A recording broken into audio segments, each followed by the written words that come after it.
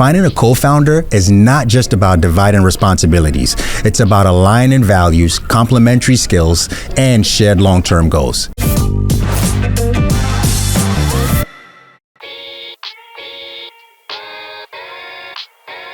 We're back at the Talent Times Opportunity Startup Hotline. At TxO, we work with many incredible founders, helping them navigate the ups and downs of building their companies. That's why we started this hotline, to share those lessons and insights with even more people. I've loved answering your questions, so keep hitting us up. We're here for you. Call us at 844-DIAL-TXO. All right, let's get into today's question. Hey, Kofi and TxO, thanks for taking my question. I've been working on my startup as a solo founder for nearly a year now, and I see how important it is to have a team because I can only divide my focus between responsibilities so much to grow the business. However, I don't have people in my immediate network of family and friends that have experience or an interest in this.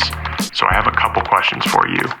The first, how do I go about finding a co-founder?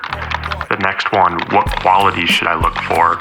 And then generally, how do I go about this relationship? Thanks for the question. This is one we hear a lot of, and for good reason. Starting a company is not easy. Deciding who you'll start a company with is not something to be taken lightly, as you'll be working with this person for many years through various ups and downs along the way. There are a couple of ways to look at this. You can decide to remain a solo founder, hire early employees to help you with responsibilities, or you can search for a co-founder. Since you asked specifically about a co-founder, let's focus on that for today. I was in a similar situation when I was a founder. I had an idea that I was excited about, but I knew I couldn't execute it alone. I needed to find a co-founder, specifically a technical co-founder, and I quickly realized I was approaching it all wrong. I was searching for someone to help me execute my vision rather than trying to build a shared vision with a partner. Finding a co-founder is not just about dividing responsibilities. It's about aligning values, complementary skills, and shared long-term goals. So here's how I would approach it. 1, clarify what you need. Think about the gaps in your skill set and what you need to balance out your strengths. For example, if you're strong on the business and strategy side, you might need someone who's good at product development and technology. Beyond the skills, consider personality fit. Do you work well with people who are detail-oriented, or do you work well with people who are visionary?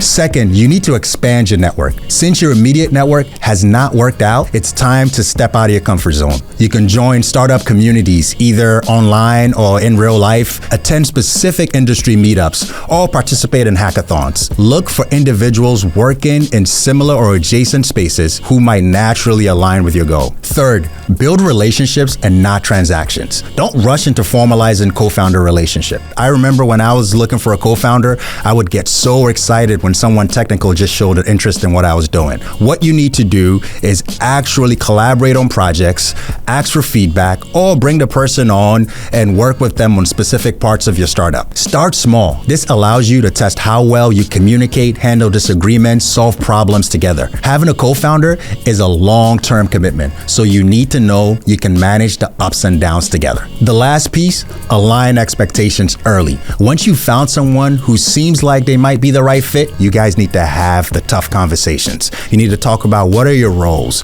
What are your responsibilities? What does the equity split look like? How do we actually make decisions? You want to ensure that you're on the same page and aligned on the vision of your company. Formalize this with a co-founder agreement to avoid any misunderstandings later. Having the wrong co-founder can be more damaging than going solo. If you decide to bring on a co-founder, you have to make sure to take the time and effort required to bring on the right person. Since this is such an important decision, don't underestimate the value of hiring early employees if finding a co-founder isn't immediately feasible.